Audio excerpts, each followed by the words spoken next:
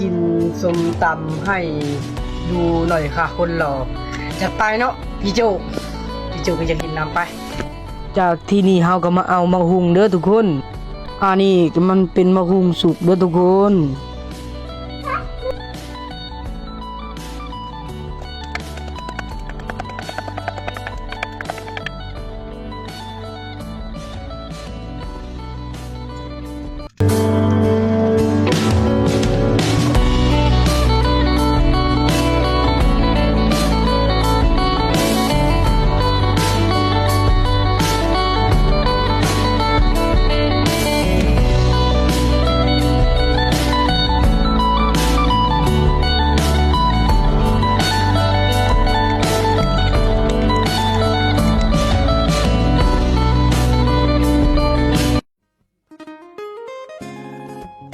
มาทุกคนมากินตำมะฮุงกันเนาะ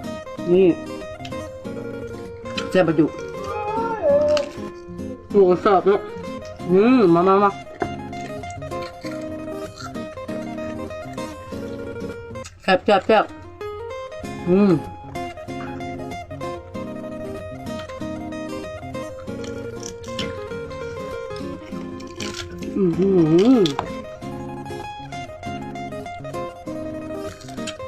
แซ่บครับ